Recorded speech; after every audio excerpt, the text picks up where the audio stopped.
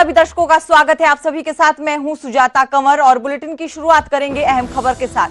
हरियाणा के परिवहन मंत्री विवादों में है। हरियाणा के परिवहन मंत्री असीम गोयल को नोटिस दिया गया है। आचार संहिता का उल्लंघन का आरोप लगा है उन पर। बिना परमिशन के रोड ब्लॉक कर डिनर आयोजित किया गया और चुनाव आयोग ने अब इस पूरे मामले में एक्शन लिया है। कारण बताओ नोटिस जो है वो भेजा गया है असीम गोयल को। 8 अप्रैल तक उन्हें जो है वो नोटिस का जवाब देना होगा।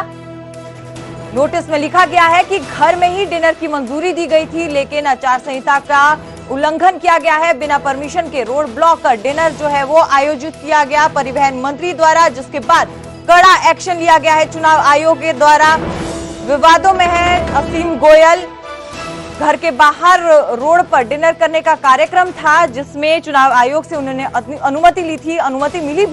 अनुमति मिली थी कि घर के बाहर जो है वो डिनर किया जाएगा, लेकिन असीम गोयल के द्वारा दिल्ली की रोड को ब्लॉक कर जो है डिनर को आयोजित किया गया। बिना परमिशन के रोड पर ये जो है डिनर आयोजित किया गया। अब इस पूरे मामले में चुनाव आयोग ने उन्हें कारण बताओ नोटिस भेजा है। 8 अप्रैल तक उन्हें नोटिस पर जवाब देना होगा।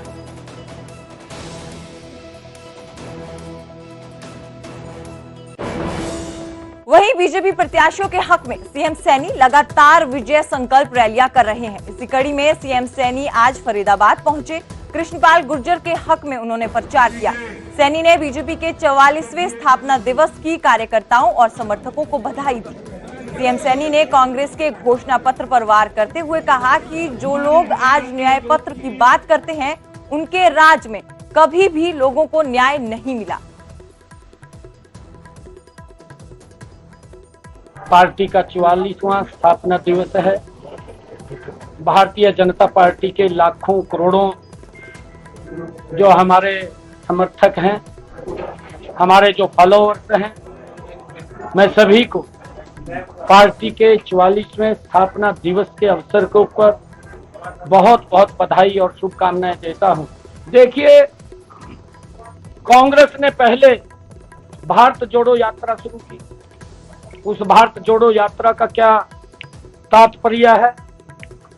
कांग्रेस की जो उच्च लीडरशिप है, चाहे राहुल गांधी है, अपने परिवार के गिरेबान में जांच करके देखना चाहिए और फिर विचार करना चाहिए कि भारत जोड़ो जो उसने कहा है, क्या उनके पूर्वजों ने उस भारत जोड़ो का सम्मान किया है? ये बात उनको ये देश भी पूछ रहा है। देश के साथ साथ लोग पूछ रहे हैं। उन्होंने अपने गिरेबान में झांकना चाहिए। आज न्याय पत्र की बात कर रहे हैं। जिस व्यक्ति ने, जिस दल ने 55 वर्ष तक एक क्षेत्र शासन किया हो और उसके शासन के अंदर घर के अंदर ना तो पानी पीने के लिए मिला, ना बिजली मिली और ना ही किसी भी व्यक्ति को जो ये बात बोलते हैं गैस का सिलेंडर मिला। अरे ये आज न्याय की बात कर रहे हैं। न्याय तो आपकी सरकार के अंदर लोगों के साथ अन्याय होता है। और रुक करेंगे अगली अहम खबर का। जींद में सीएम सैनी के विरोध की कोशिशें की गई है। पुलिस ने किसानों को धरना स्थल पर ही रोक दिया गया, लेकिन जीत जाने पर अड़े किसानों ने जमकर नारेबाजी की। मांगे पूरी ना होने तक विरोध करते रहेंगे, ये कहा है किसानों ने। आपको बता दें कि किसान एमएसपी और खराब फसल पर मुआवजे की मांग कर रहे हैं। तो ये बड़ी खबर, जहां पर जींद में सीएम सैनी के विरोध की कोशिशें किसानों द्वारा की गई है। हम आपको तस्वीरें दिखा रहे हैं। हालांकि जो धरना स्थल पर जब किसान इकट्ठे हुए थे, पुलिस ने उन्हें तभी ही रोक लिया था और जींद जाने की जिद जो किसान कर रहे थे, उसके बाद वहीं पर उन्होंने सरकार के खिलाफ नारेबाजी करनी शुरू कर दी। आपको बता दें कि रोहतक से जो बीजेपी प्रत्याशी है डॉक्टर अरविंद शर्मा, उनका भी विरोध किया गया था। हिसार से बीजेपी प्रत्याशी रणजीत चौटाला, उनका भी विरोध किया गया है किसानों द्वारा। और पूर्व डिप्टी सीएम दुष्यंत चौटाला का भी किसानों द्वारा विरोध किया गया है। तो लगातार हरियाणा में जो है नेताओं का विरोध किया जा रहा है। अलग अलग पार्टी के नेताओं का यहाँ पे विरोध किया जा रहा है और जींद में सीएम सैनी के विरोध की कोशिशें की गई। एमएसपी और खराब फसल पर मुआवजे की मांग किसान कर रहे हैं, लेकिन धरना स्थल पर ही किसानों को जो है पुलिस ने रोक दिया। लेकिन उन किसानों ने साफ कहा है कि जब तक हमारी मांगे नहीं मानी जाती, हम विरोध करते रहेंगे।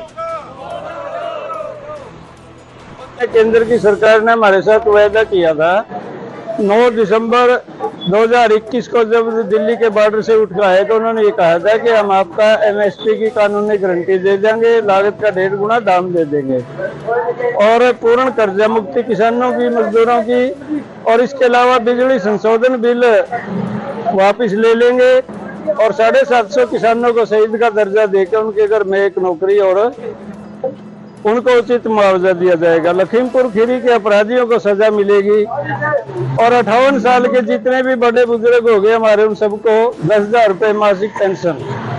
लेकिन केंद्र सरकार ने वायदा खिलाफी की है। 30 मार्च को उचाना के अंदर हरियाणा का मुख्यमंत्री आया था और यहाँ पर 16 महीने से धरने पर बैठे हुए किसान, मजदूर, आम जनता उसको ज्ञापन देना चाहती थी, लेकिन हमारा ज्ञापन नहीं लिया गया। हमारे से झूठ बोला गया और झूठ बोल के राष्ट्र हाउस में ले जाया गया और वहां पर हमको गिरफ्तार किया गया। तो उसी के विरोध में आज मुख्यमंत्री जींद में आना चाहता है तो हम जींद जाएंगे और मुख्यमंत्री का विरोध करेंगे, अन्यथा मुख्यमंत्री हमारा ज्ञापन ले, हमारी मांगों पर संज्ञान लेकर इनको पूरा करवाने का काम करे, और नहीं तो हम मुख्यमंत्री का विरोध करेंगे और जरूरत पड़ी तो हम काले झंडे दिखाने का भी काम करेंगे।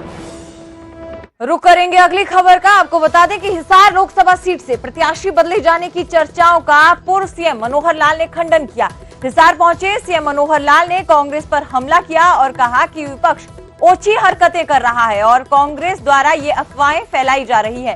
साथ ही साथ बीजेपी उम्मीदवार रणजीत चौटाला और पूर्व डिप्टी सीएम दुष्यंत चौटाला का विरोध को उन्होंने अलोकतांत्रिक बताया। कहा कि लोगों को जो करना है तो वो वोट का अधिकार का इस्तेमाल करें। चौटाला और बीजेपी के उम्मीदवारों को जगह जगह किसानों के विरोध का सामना करना पड़ रहा है, जगह जगह प्रचार भी रोका जा रहा है और घेराबंदी कर जो है काफिले को भी रोका है। लोकतंत्र में करना शोभनीय नहीं है और वैसे भी चुनाव आयोग की एक स्पष्ट निर्देश है कि हर किसी को अपनी बात कहने का पूरा अधिकार है, लेकिन किसी को किसी की बात कहने के लिए रोकना ये किसी भी तरीके से वाजिब नहीं है। इस ओर निश्चित रूप से चुनाव आयोग ध्यान कर रहा होगा और जरूर चुनाव आयोग के निर्देश के हिसाब से प्रशासन काम करेगा कि किसी को अपनी बात कहने के लिए रोकना नहीं है। अधिकार है मत देने का, मत प्राप्त करने का, जिसको अपनी बात कहनी है। ये एक ऐसा अवसर होता है कि खुल करके अपनी बात अपने मत के द्वारा कहे। सबको मत है कि किस सरकार को लाना है, किस व्यक्ति को चुनना है, लेकिन किसी व्यक्ति की बात न सुनना, उसका विरोध करना, चाहे कोई भी हो, सत्ता पक्ष हो, विपक्ष हो, ये उचित नहीं है और ये कभी भी किसी को करना नहीं चाहिए। और जब सामने कोई कमजोर पार्टी होती है तो स्वाभाविक है जो कमजोर होती है उसको नुकसान होता है और जो उसके मुकाबले में कॉन्फिडेंट होते हैं और अपने तरीके से चुनाव लड़ते हैं तो उनको लाभ उसका होता ही है। हाँ, कुछ ओछी हरकतें हमारे विपक्षी दल खास करके कांग्रेस के लोग उछालते रहते हैं। हरियाणा के पूर्व सीएम भूपेंद्र सिंह हुड्डा की पत्नी भले ही राजनीति में सक्रिय नहीं है, लेकिन हुड्डा की कामयाबी में उनका भी अहम योगदान है। आशा हुड्डा ने खुद कभी चुनाव नहीं लड़ा, लेकिन अपने पति के लिए प्रचार जरूर किया। उनसे खास बातचीत की है हमारे संवाददाता धीरेन्द्र चौधरी ने। जी, ये 1964 से पहले बनके पूरा हो चुका था। 1960 के आसपास ज़मीन ली गई थी और फिर धीरे धीरे बना था और मैं 1976 में यहाँ ब्याही आई थी। तो घर के बारे में थोड़ा दिखाएं, कुछ कंस्ट्रक्शन दोबारा किया गया या फिर पुराना भी? जी, पहले तो अकेला परिवार था। हमारे सास ससुर और उनके बच्चे थे, हमारे पति वगैरह। फिर जैसे जैसे सबकी शादियाँ होती गई, हम 5 बहुएँ जो हम देवरानी जेठानी हैं इसी घर में ब्याही आई हैं। आगे 6 हमारे आगे बहुएँ आई हैं हमारे बच्चों की, जैसे दीपेंद्र वगैरह की 6 वो भी इसी घर में ब्याही आई हैं। तो धीरे धीरे बहुत सी कंस्ट्रक्शन हो गई। जैसे आप अभी जिस जगह खड़े हैं, ये एक बहुत खुला बरांडा होता था, यहाँ सिर्फ पिलर्स होते थे लंबे लंबे। फिर धीरे धीरे इसको जाली लगा के कवर कर दिया। फिर जैसे किचन छोटी होती थी, क्योंकि आधा काम बाहर चूल्हे पे रोटी बनती थी, अब ये किचन थोड़ी बड़ी कर दी गई।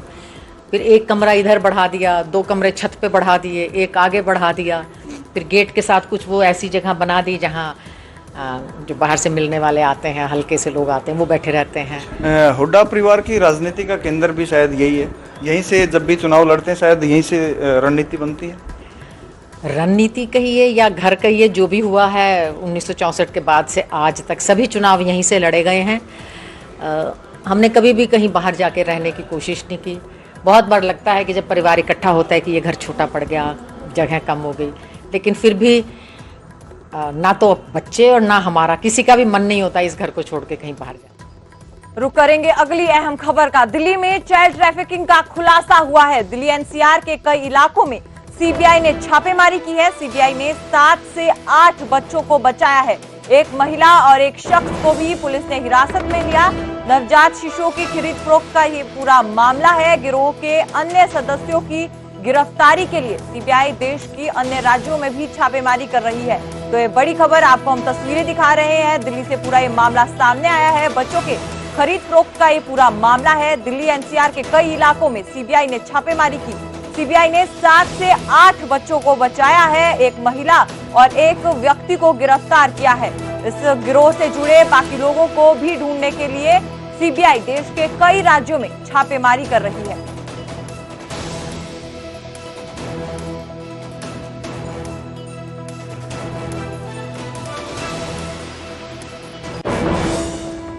रुक करेंगे अगली अहम खबर का। जमीनी विवाद के चलते जहर खाने के मामले में पति पत्नी की इलाज के दौरान मौत हो गई है। दो बच्चों को गंभीर हालत में हिसार रेफर किया गया है।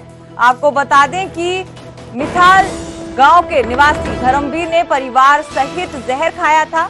एडीसी कार्यालय के बाहर बीते कल जहर खा लिया था। जमीनी विवाद के चलते ये परिवार परेशान था। पुलिस और जिला प्रशासन पर न्याय ना देने के आरोप लगे थे। तो इस मामले में अब बड़ी खबर, जहर खाने के बाद पति पत्नी दोनों की मौत हो गई है। बच्चों की हालत गंभीर है। उन्हें हिसार जो है वो रेफर किया गया है। जमीनी विवाद से जुड़ा ये पूरा मामला था। विवाद के चलते जो है पूरा परिवार परेशान था। एडीसी कार्यालय पहुंचे थे और बाद में एडीसी कार्यालय के बाहर ही इन्होंने जहर खा लिया। उसके बाद गंभीर हालत में पूरे परिवार को जो है वो अस्पताल ले जाया गया था। लेकिन अब इस पूरे मामले में पति पत्नी की मौत हो गई है। बच्चों की हालत गंभीर है। उन्हें हिसार रेफर किया गया है। पुलिस और जिला प्रशासन पर न्याय ना देने के आरोप इस परिवार ने लगाए थे।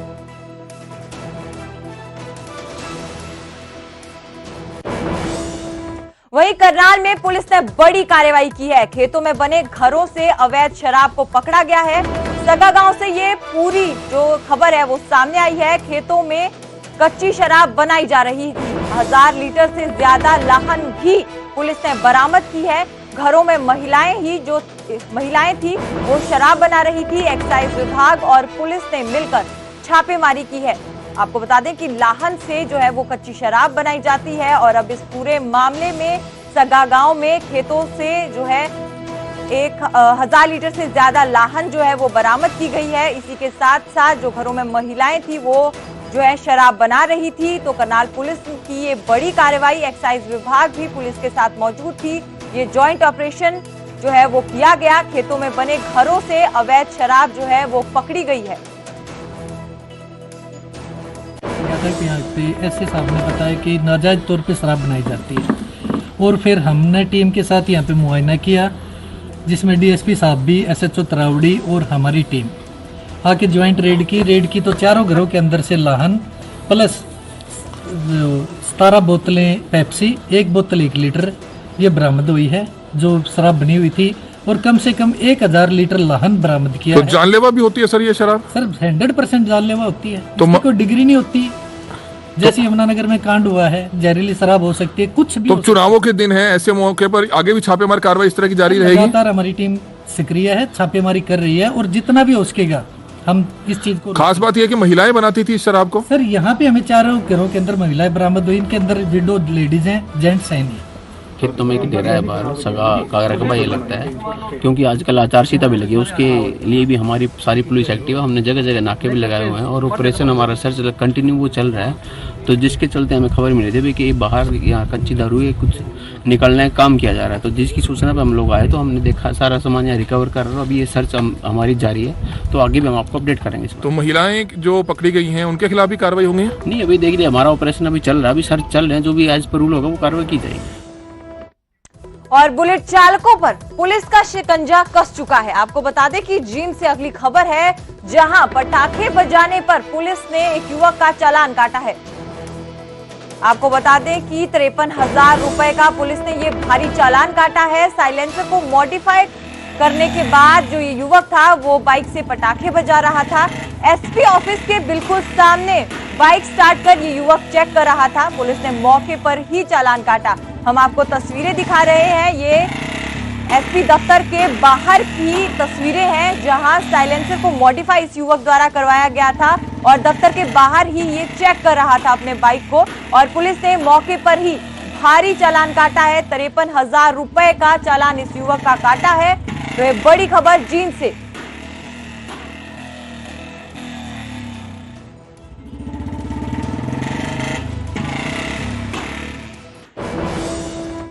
वहीं नूह के बलई में एक युवक को बीच बचाव में चाकू मार दिया। अस्पताल ले जाते समय घायल युवक की मौत हो गई। घटना के बाद गांव में तनाव का माहौल है। पूरे मामले में पुलिस ने 4 लोगों को हिरासत में लिया है। जानकारी के अनुसार वसीम नाम का एक युवक मीट की दुकान पर मुर्गा बेच रहा था। तभी उसे पता चला कि आवेश नाम का एक लड़का उसे गालियां दे रहा है, तो वो उसे देखते ही मारने के लिए दौड़ा। दोनों को वहां मौजूद लोगों ने पकड़ लिया और बचाव करने की कोशिश की, लेकिन इसी दौरान मुर्गा काटने वाला जो चाकू था वो वसीम के हाथ में था और गुस्से में आकर उसने आवेश के पेट पर चाकू से वार कर दिया। खून निकलता देख परिवार के लोगों ने उसे जिला नागरिक अस्पताल में भर्ती करवाया, जहां उसे डॉक्टरों ने मृत घोषित कर दिया। कल दिन के समय में कोई छोटी सी विवाद हुआ था 2 पक्षों में। उसके बाद जुम्मे की नमाज पढ़ने के बाद एक पक्ष ने हमला कर दिया एक बच्चे के ऊपर। उसका नाम था अरशद शनवाज मोहम्मद, उम्र करीब 18-20 साल, और जिसको चक्कू से इंजरी लगी हुई थी और उसको इलाज के लिए हॉस्पिटल में लेके आए। उसी हॉस्पिटल में यहाँ मांडीखेड़ा में डेथ होगी और उनके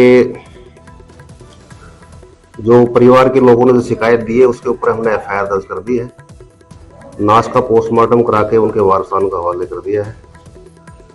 आरोपियों को शीघ्र ही गिरफ्तार किया जाएगा। इस पहलू पर हम तफ्तीश कर रहे हैं। बलई गांव में बढ़ेंगे अगली खबर की तरफ। नूह में झारखंड की एक युवती से दरिंदगी का मामला सामने आया है। बताया जा रहा है कि 28 साल की युवती एक निजी अस्पताल में गर्भपात के दौरान उसकी मौत हो गई। जानकारी के अनुसार आरोपी युवक और युवती गुरुग्राम में एक निजी कंपनी में काम करते थे। दोनों में दोस्ती हुई।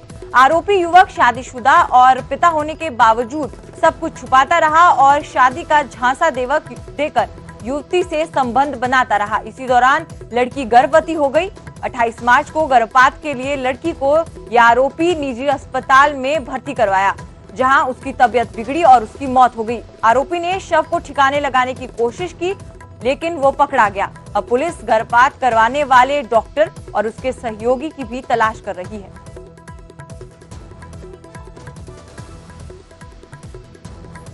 पुलिस से की एक डेड अवस्था में लड़की है और उस पर कार्रवाई करते हुए लड़की की डेड बॉडी को पुलिस ने कब्जे में लेके उसके भाई के बयान पर हमने अभियोग अंकित किया है, जिसमें 313, 376, 304, 120B, 3, 4, 5 गर्भपात एक्ट लगाया है। और यमुनानगर के शिवपुरी कॉलोनी में 1 महीने के बच्चे की गला रेत कर हत्या कर दी गई। बच्चे का शव कपड़ों की गठरी में मिला। उसके नाक, मुंह और कान में रुई घुसी गई थी। बच्चे के पिता ने अपनी पत्नी पर बेटे को मारने का आरोप लगाया है। वहीं पत्नी ने पति पर ही आरोप लगाए हैं। पिता के अनुसार 2 अप्रैल को जब वो सुबह उठा तो उसकी पत्नी तो वहीं पर लेटी हुई थी, लेकिन बच्चा लापता था। बच्चे को ढूंढने पर बच्चे का जो शव है वो कपड़ों की गठरी में बंधा हुआ मिला। पुलिस की कार्रवाई के डर से पहले तो परिवार ने आनन फानन में बच्चे के शव को दफनाया, लेकिन अब उसे पता चला है कि बच्चे की हत्या उसी की पत्नी कोमल ने की है। वहीं बच्चे की मां ने अपने पति पर शक जताते हुए कहा कि उसका पति शराब का आदी था और अक्सर उससे मार था। बहरहाल पुलिस मामले की गहनता से जांच कर रही है। हाँ। क्या नाम है आपकी पत्नी का? कोमल। कोमल। क्यों किया उसने ये था, जबकि उसके पास एक पहला लड़का भी है? हाँ जी। क्यों किया उसने ऐसा? सर उसी को कुछ ये सर आपने मेरा तो आपने शिकायत क्यों नहीं दी अब तक? शिकायत सर पता क्या, मैं यकीन से नहीं कह सकता, पर मेरे पे शक था। क्यों? मेरे पे तक था जो कई बार उसका थोड़ा दिमाग थोड़ा मेंटली था सर, वो अपने पढ़ में नहीं रहती थी। वो अपना जिस तरह सारे रिश्तेदार आए जितने भी थे वो सब ने देखा भी वहाँ जाके, जितना हम गए वहाँ जाके देखा थोड़ा गर्दन पे हाथ था। छोटे भाई ने देखा जरा गौर से, कपड़ा टाइट था, दिख नहीं रहा था। तो जिस टाइम दफाड़ने लगे उसे तब देखा भी हमने है, तो हमने फोटो ली इन रिश्तेदारों ने। तो इन्होंने तब तो कहा नहीं भी हाँ भी चलो भी रिपोर्टर पार्टी या कुछ करना है, ऐसे नहीं है। अब सहनमुक्ति होगी भी बात करने के लिए भी हम बच्चा ढूंढ रहे, तो ढूंढ का पता नहीं क्या है, वरना वो गठड़ी ना बाहर थे, अंदर से बाहर घेर दी यहाँ काट कर। किसने घेरी है ये नहीं पता, मैंने कौन से ना घेर अंदर कमरे में से बाहर आ गए। कमरे में कौन कौन थे उस टाइम तो वही थी, दोनों जी में थे यार। ये मन्ना कुछ नहीं छेड़ा, मैंने जाकर उस गठड़ी की एक गांठ खोल ली, तो दिल्ली का दूसरी में तो लिकड़ को मेरी बाजी पर गिरा, मैंने वैसे पीछे हट गई। बच्चे की हत्या की गई है। किसने? वहीं पानीपत से ओवरलोड बस की हैरान करने वाली तस्वीरें सामने आई है, जहां एक 52 सीटर बस में 147 सवारियों को बिठाया गया। सवारियों के लगेज के अलावा इस बस में 10 मकान की चौखट, 2 बाइक और साइकिल भी मिली हैं, जिसे देख पुलिस वालों के भी होश उड़ गए। इस बस में भेड़ बकरियों की तरह लोगों को भरा गया था। 98 बड़े लोग और 49 बच्चों को जो है वो बिठाया गया था, जिनसे प्रति सवारी 1000 रुपए लिए गए थे। ये बस पंजाब चंडीगढ़ होते हुए पानीपत पहुंची थी।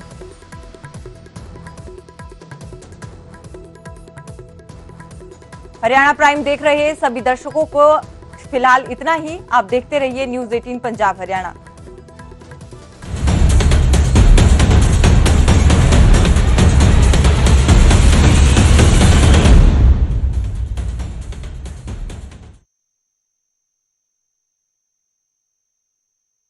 ਤੋਂ ਬਣ ਰਹੇ ਨੇ ਪਰ ਲਾਗੂ ਨਹੀਂ ਹੁੰਦੇ।